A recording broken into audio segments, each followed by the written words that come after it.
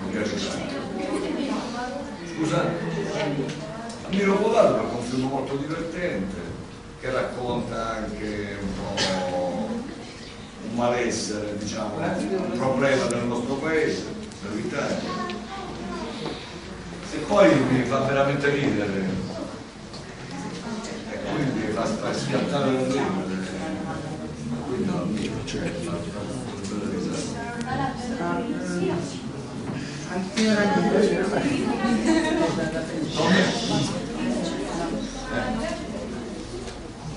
sì. Come? Ah, Vita pure parte non l'ho visto. Ma no.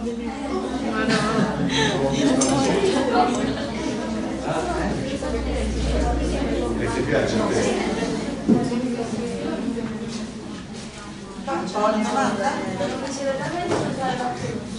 No.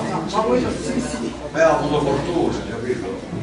Quindi alla fine adesso ho quasi 60 anni. È andata bene.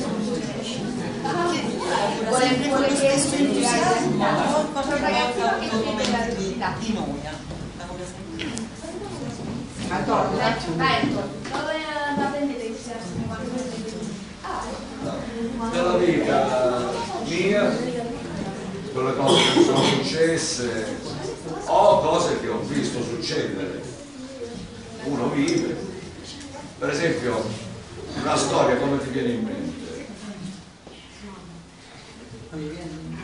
Ti sono successe delle cose a te, cioè il giorno ti alzi, vedi a casa, fai colazione, fuori dalla scuola, succede una cosa, uno casca per strada, ti fa ridere, o uno passa una ragazzina e ti sembra che sta passando la primavera.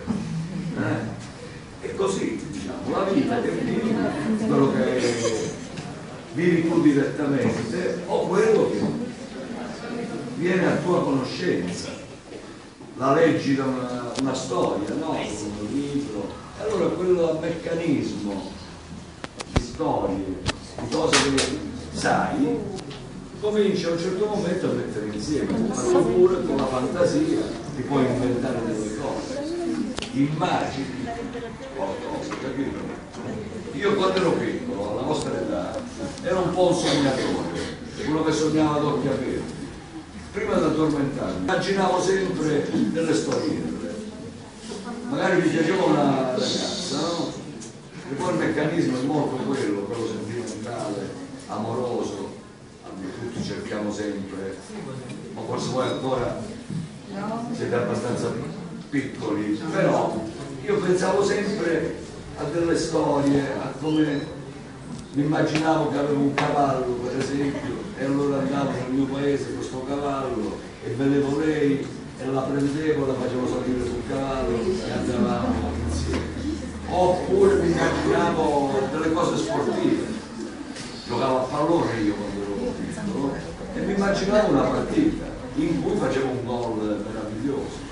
Ancora oggi veramente, bisogna addormentarmi, penso sempre, lancio dalla destra, stop di petto, nell'uso dei fari. Era un'immagine che mi si formava, no? Quindi l'immaginazione, immaginare quello è il meccanismo che ti fa venire in mente di raccontare cose.